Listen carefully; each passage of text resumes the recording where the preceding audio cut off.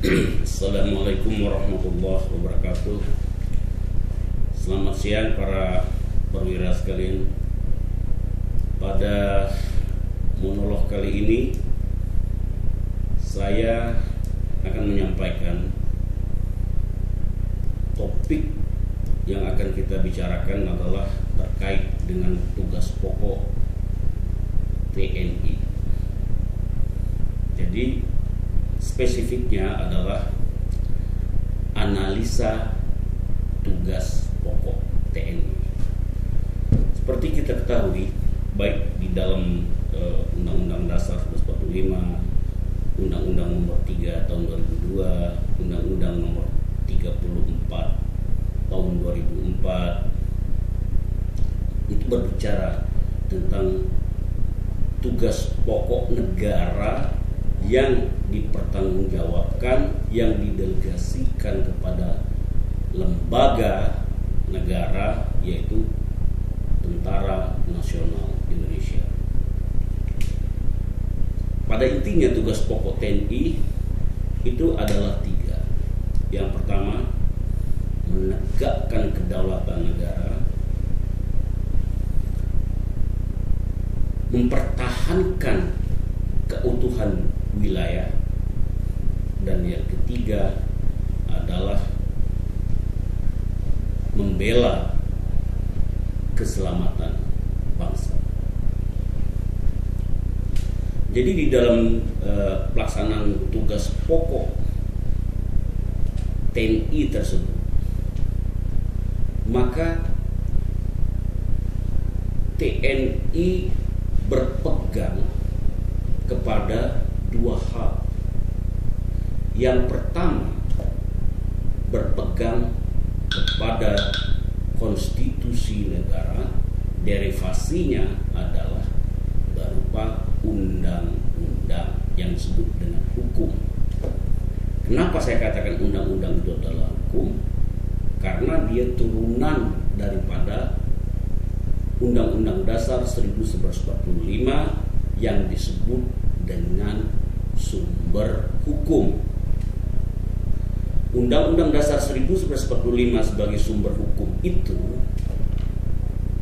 dia memiliki dasar juga, dan berdasar kepada yang disebut dengan sumber dari sumber hukum. Nah, dengan demikian sumber dan sumber hukum itu adalah Pancasila. Kalau kita balik pengertiannya, Pancasila itu adalah sumber dari Undang-Undang Dasar 1945. Sumber hukum dari sumber hukum. Jadi sumber dari sumber hukum adalah Pancasila.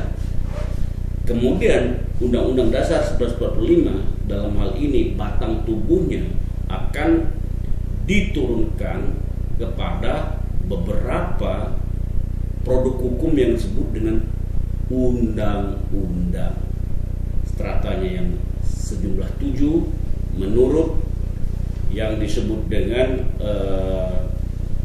Undang-Undang Nomor 12 Tahun 2011. Itu ada 7. Nah, kembali kepada tugas pokok TNI, menegakkan kedaulatan. Jadi ketika melaksanakan menegakkan kedaulatan, itu merupakan suatu hal yang sangat prinsip di dalam tata negara. Ketika kedaulatan negara terganggu, maka tidak ada lagi yang disebut dengan negara tersebut. Negara harus berdaulat. Tanpa kedaulatan tidak ada negara. Oleh karena itu, di dalam tugas pokoknya menegakkan kedaulatan, sedangkan ini adalah amanat konstitusi. Jadi ketika TNI akan melaksanakan tugas pokoknya menegakkan kedaulatan, berpegang pada konstitusi dan dijabarkan lagi kepada undang-undang atau peraturan perundang-undangan. Dalam hal ini adalah Undang-Undang Pertahanan, Undang-Undang Nomor 3 Tahun 2002 dan Undang-Undang Nomor 34 Tahun tahun 2004 tentang TNI. Nah, itu satu pegangan daripada TNI dalam melaksanakan tugas pokoknya. Yang kedua, pegangan TNI di dalam melaksanakan tugas pokoknya adalah sumpah. Kalau saya sering menyebutkan sumpah prajurit itu, saya setarakan dengan Amukti Palapa Gajah Mada dari Kerajaan Majapahit. Hanya perbedaan atau fokus yang berbeda. Kalau Mahapatih Gajah Mada bertujuan atau bertekad dengan bersumpah bahwa akan mempersatukan seluruh kerajaan-kerajaan yang ada di Nusantara. Kalau Amukti Palapanya TNI, Amukti Palapa kedua yang disebut dengan sumpah prajurit adalah tekad, semangat, sumpah daripada TNI untuk menjaga persatuan yang sudah diupayakan, yang sudah diciptakan, yang sudah dilaksanakan oleh Mahapatih Gajah Mada. Gajah Mada mempersatukan, TNI menjaga persatuan. Nah, menegakkan kedaulatan adalah salah satu daripada tugas pokok TNI. Kedaulatan itu merupakan conditio sine qua non daripada seluruh aspek kehidupan kenegaraan dan kebangsaan. Dalam artian, conditio sine qua non adalah apabila kedaulatan ada, maka seluruh aspek kehidupan manusia, ideologi, politik, hukum, sosial, budaya ada, bisa dilaksanakan. Kita ambil contoh hukum. Hukum tidak bisa ditegakkan apabila kedaulatan tidak ada di tangan kita, tidak ada di dalam negara. Jadi harus ada kedaulatan dulu, baru bisa menegakkan hukum. Suatu saat apabila dalam negara tersebut mengalami gangguan kedaulatan, ada elemen daripada masyarakat atau musuh dari luar yang mengganggu kedaulatan negara, maka tugasnya TNI lah harus mempertahankan, menegakkan kedaulatan itu. Tugas TNI lah yang tetap mempertahankan keutuhan wilayah negara kesatuan Republik Indonesia. Tugas TNI. Supaya apa? Ditegakkan kedaulatan, dijaga keutuhan wilayahnya, agar hukum bisa ditegakkan di seluruh wilayah negara kesatuan Republik Indonesia. Conditio sine qua non. Dengan kedaulatan, maka hukum bisa ditegakkan. Kalau terjadi suatu pemberontakan, kalau terjadi suatu gerakan separatis, artinya bahwa Indonesia, negara kesatuan Republik Indonesia tidak akan utuh. Yang kita sebut dari Sabang sampai Merauke, ketika Merauke contohnya akan melepaskan diri, maka kedaulatan terganggu dan keutuhan wilayah tidak akan bisa dipertahankan. Namanya bukan NKRI lagi. Yang disebut dengan NKRI itu adalah lengkap dari Sabang, Merauke, Miangas, Pulau Rote. Nah, kalau itu tereduksi, namanya bukan NKRI lagi, tapi menjadi bangkai NKRI. Kita tidak mau menjadi bangkai NKRI. Kita mau akan tetap utuh NKRI. Di situ esensinya.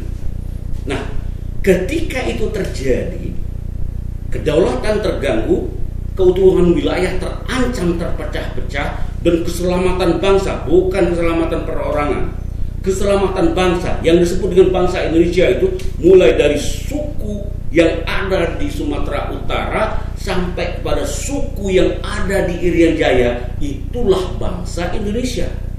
Itulah bangsa Indonesia. Berkurang di ujung sana, berkurang di selatan, berkurang di utara, bukan bangsa Indonesia. Saya katakan bangkai bangsa Indonesia. Kalau seperti itu adalah melindungi keselamatan bangsa. Di situ esensinya. Nah, ketika negara dalam keadaan darurat seperti itu, perpecahan di mana-mana, kemudian perpecahan negara, perpecahan wilayah, dan perpecahan bangsa, itu keadaan darurat. Bahkan menuju pada keadaan perang. Nah, dalam keadaan seperti itulah hukum positif tidak bisa berlangsung lagi, tidak bisa berjalan lagi. Oleh karena itu, TNI baik dengan sumpahnya maupun dengan amanat konstitusi yang bersumber kepada sumber hukum tadi yaitu Pancasila, ya, tugas TNI untuk mempertahankan itu semua. Walaupun hukum positif mulai dari undang-undang, perpu, peraturan pemerintah, peraturan presiden, peraturan daerah tidak bisa berlaku lagi, tetapi TNI amanat konstitusi untuk tetap mengambil alih sementara waktu daripada penyelenggaraan kenegaraan, urusan-urusan kenegaraan, penyelenggaraan urusan-urusan kenegaraan. TNI ambil alih. Itulah fungsi pokok, implementasi yang paling hakiki daripada tugas pokoknya TNI. Ketika situasi sudah kembali normal lagi, baru ini dikembalikan kepada aparat sipil untuk kembali melaksanakan hukum-hukum positif yang sangat diperlukan oleh pemerintah di dalam melaksanakan amanah rakyat. Maka pemerintah akan menerima itu lagi dan melaksanakan kewenangannya sesuai dengan aturan hukum yang berlaku pada saat negara normal.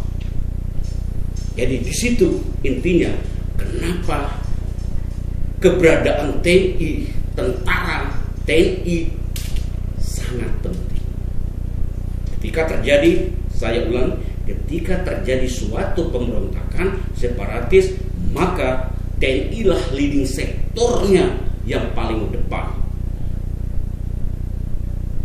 Rencana operasi dan perintah operasi harus dari lembaga TNI yang dipegang untuk menjalankan tugas pokok, mempertahankan, menegakkan kedaulatan, mempertahankan, menjaga keutuhan wilayah dan pertahankan keselamatan bangsa. Nah, yang lain, komponen bangsa yang lain terhadap ROPO-nya tentara ini akan berfungsi sebagai rencana pelibatan terhadap naskah pokok ROPO-nya TNI. Demikian saya pikir monolog saya untuk kali ini tentang pemahaman kita sebagai dasar filosofis, dasar ideologis, dan dasar daripada TNI melaksanakan tugas pokoknya, yaitu yang pertama tadi berdasarkan sumpahnya, kemudian yang kedua berdasarkan konstitusi, yaitu Undang-Undang Dasar 1945. Sumpah dimensinya adalah komitmen manusia kepada Sang Pencipta. Undang-undang pada hakikatnya adalah komitmen antar manusia sesama, manusia dengan negara, manusia dengan lingkungannya. Semoga bermanfaat. Billahi taufiq wal hidayah. Wassalamualaikum warahmatullahi wabarakatuh. Shalom, Om Santi Santi Santi.